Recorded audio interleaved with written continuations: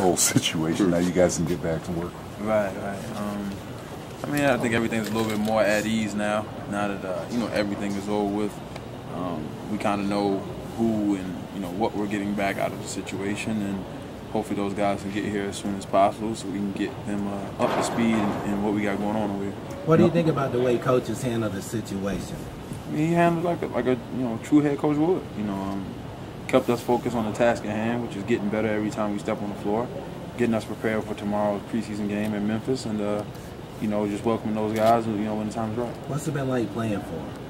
I mean, I've played for Coach Mott, not necessarily as I'm the head coach, but when I was in Portland for 3 years, that was my introduction into the league. So I know what he expects out of his players. I know what he expects out of me on an everyday basis, and that's just to come in here and work hard. That's the one thing you can constantly control each and every day, and the other stuff will take care of itself. Have you been preparing yourself to kind of step into this leadership role as the process moves forward? Leadership role on the floor and in the locker room as well? Yeah, I've always been a very vocal player, regardless if I'm starting or not. That's just an intangible I bring to the table, I think. I just feel like I can help guys get in the right places and vice versa. They help me all the same. And as much chatter we can have on the court, that just limits the amount of defensive breakdowns as well as offensive breakdowns. When you last talked to Chris? Last night. What was that like? I mean, we was all together, me, him, Trev. We went to this little location, kind of hung out for a little bit. He left, I think like 5:30 this morning, flew out there, him and his brother, to get out there and get adjusted for, I'm sure, the busy day he has ahead of him. And, he hit me when he landed.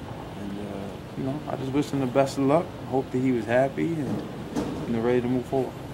What are your impressions of the 3 new guys from playing against them and your experience in the league? Oh, I'm definitely excited. I think Eric Gordon is one of the more underrated players in this league.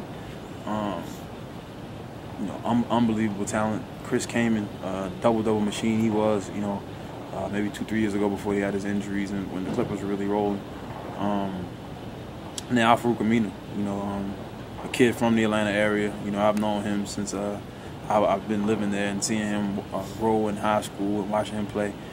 Some length that we need on the wing. And I think 3 players that's definitely going to be part of the nucleus and a big part of what we do around here.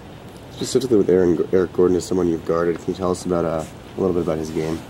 Can score, in a number of ways. Can score in bunches. Can really get it going. Stretches the court. When you penetrate, gives you another shooter on the wing. And a guy who brings a tremendous amount of intangibles. When you're traded, I imagine as a player, there's the feeling of I wasn't wanted here. Maybe sets in a little bit. And speak on behalf of Gordon and those guys coming over here.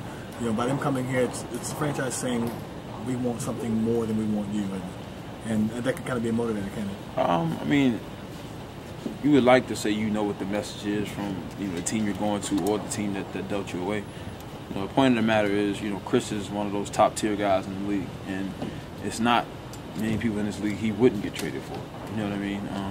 So just look at it like that.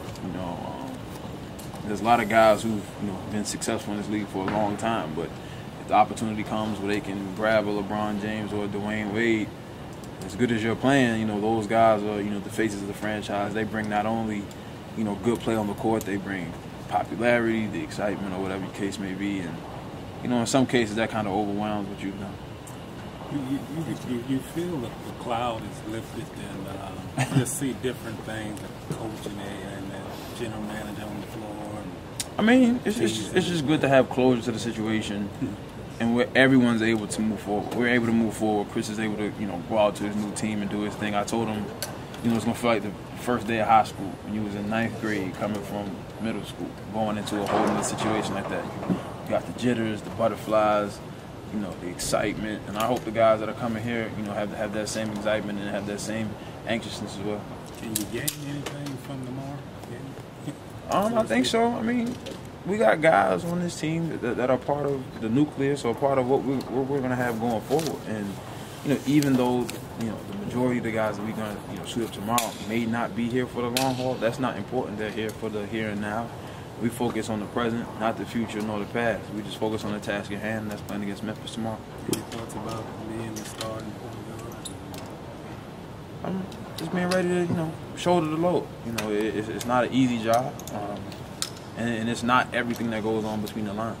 You have to juggle a bunch of personalities, make sure everybody's on the same page, everybody is on one accord, and that's what I plan to do. Thank you. No problem. Thank you. Sure.